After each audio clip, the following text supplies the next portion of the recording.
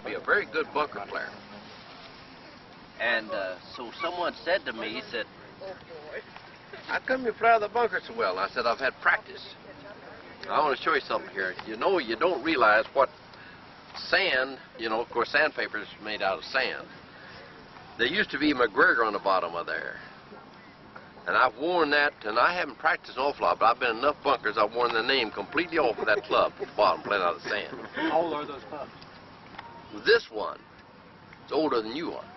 You've been in a lot of bunkers. Something about me and the club.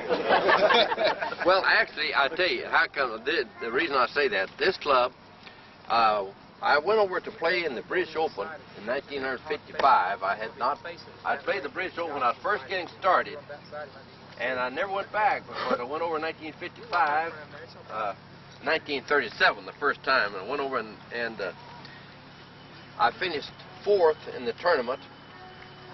The boat fare alone, for my wife and I, the boat fare alone was $1,020. It took a week to go, of course. You can only go on a boat. It took a week to get over there, and I'm not a very good sealer anyway. It took 6 days. It took 4 days to get over the boat trip. Played in the tournament for a week. Played the Ryder Cup for a week. Came back home for a week. So I had 5 weeks going right out of the middle of the summer. It was right in the middle of the summer. And you know, that day and time, nobody was making very much money, but I certainly wasn't making any, and I need some money. I won, of course, the Ryder Cup. You get nothing for that. That's honor of playing for your country. And finished 4th in British Open. I was low American, won $187. So I didn't go back till 1955. But when I went back, I don't blame you. went back in 1955 to play at St. Andrews, playing the British Open at St. Andrews, because I thought that I should see St. Andrews one time, just walk the bridge, you know. And didn't know that a couple of years and then I was going to start doing the British Open for the ABC. But anyway, so I was with McGregor at that time, and I figured I'd be in a lot of bunkers, and I went up there. I helped him make my own clubs, and we made this sand iron in 1955. I was 32 years old. So it's seen a little wear. But somebody said that I didn't hit any greens. Well, think we can get started? I hope so. I felt the drop. Well, no, I'm not talking about that time-wise. You think? Oh, you're fine. Okay. Whenever you're ready. What I want to do today, I want to explain a few things, and then I'll throw it open to questions, and if I can answer some of your questions and explain to you what you're thinking, why we'll work it that way.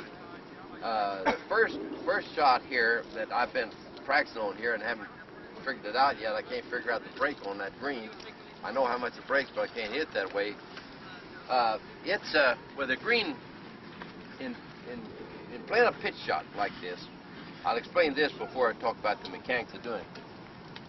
You need to pick some club that you figure that you can hit the ball hard enough to land clear onto the green, not here, land clear onto the green and have it roll about the rest of the way.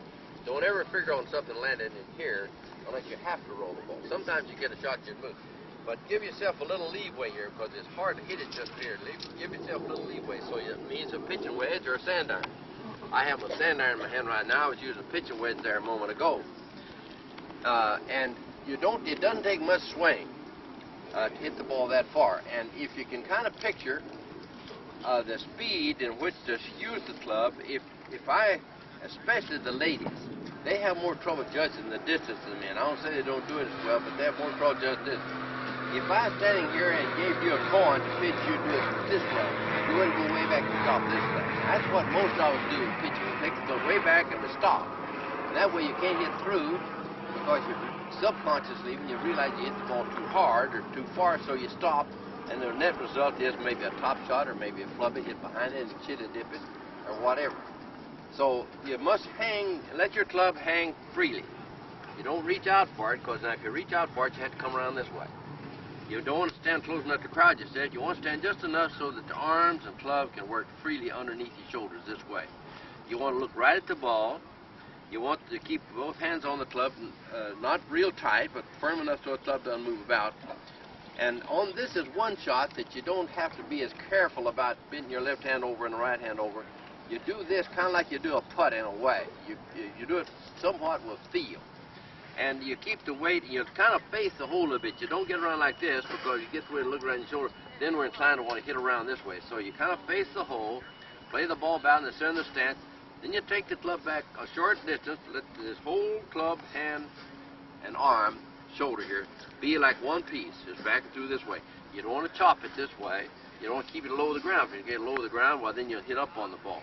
So you just want to keep the head real still and let the club come back and let the ball go, let the club go through toward the hole.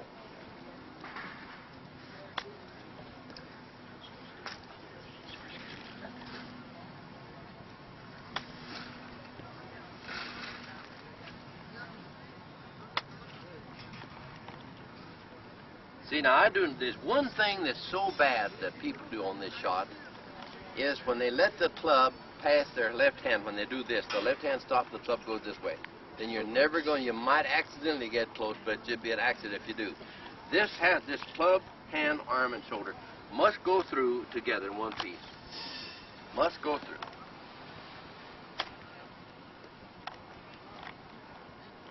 And if there's more grass, then you have to hit a little bit harder. If there's less grass, you don't have to hit it quite as hard. And be sure that the club that you hit down underneath the ball, you be sure you cut the grass out from underneath the ball.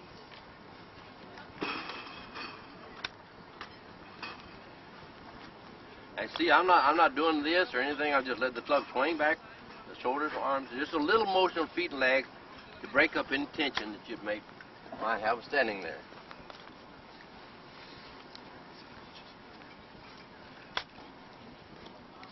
All right, now then I'll hit those. Pick those up, will you? And Jeff's got them. I got a shag boy here. We got it.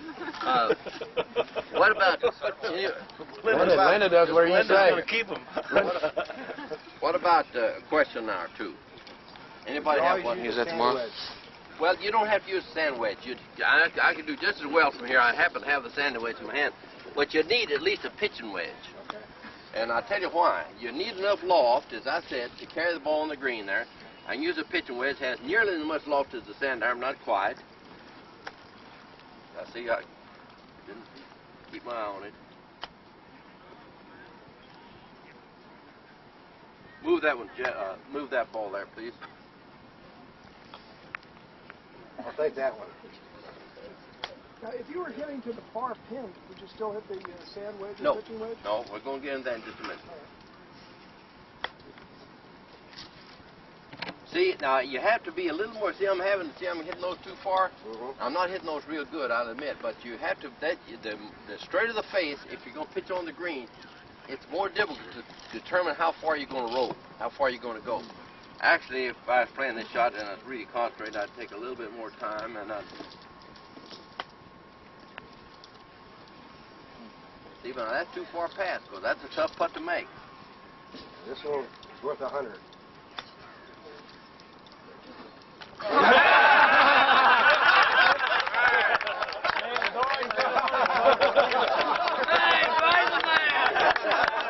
Perfect! I know what it is. Oh, really? That's why you can't read the record. That's why you can't. That's a tough act to follow. I think I better change over. Now,